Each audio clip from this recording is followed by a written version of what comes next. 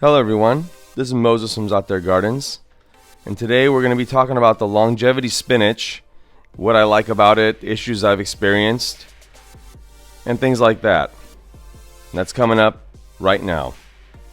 Okay, I'm going to start the video on talking about the issues I've experienced with growing this plant. I don't have too much of an insect issue. I may have a caterpillar here and there, but that's easy to remedy. Other than that, there's no aphid issues, nothing like that. There's no black ants, slugs, snails.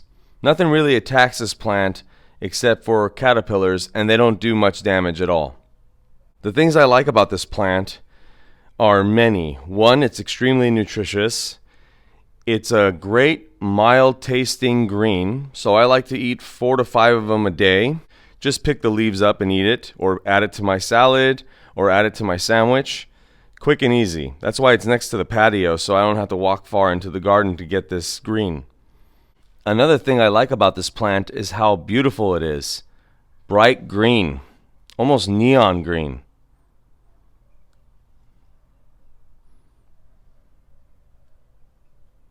The longevity spinach's growth habit is fast. It's pretty vigorous. Low crawling. Great for a ground cover. If you have an area where you want an edible ground cover, I would put in that location. It does like part shade. That's why it's next to the patio, so it gets mostly shade all day long. It probably gets about 3 hours of sun a day.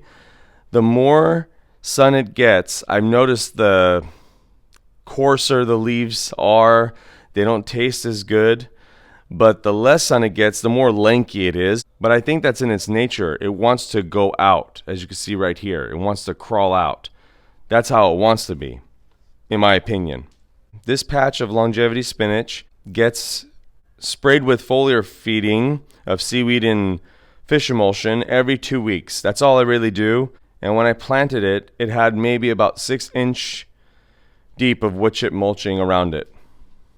The most interesting thing about this plant, and I have been growing this plant for years, much like its cousin, the Okinawa spinach, right next door, the longevity spinach can take a beating. As you see here, 1, 2, and there's another third stump over there. Trees that I cut down and all the limbs fell onto these ground covers. Just really smashed them to pieces.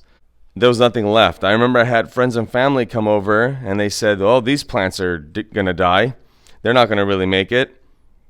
And I told all of them, just watch. Now they're even fuller because all those branches and stumps that fell on top of them kind of acted like a pruning, and it just became fuller after the fact. The taste of the longevity spinach, I would say, tastes like a lettuce that's really mild. There's no distinct flavor. Doesn't taste amazing. Doesn't taste bad. And here's some flowers of the longevity spinach, but they never produce seeds. It's only propagated by cutting in my experience. Alright, so that's the longevity spinach. Great plant if you want to grow. Very easy. If you even live in cold weather, just grow it in a pot or grow it as an annual. Happy gardening, everyone. Okay, like, share, subscribe, and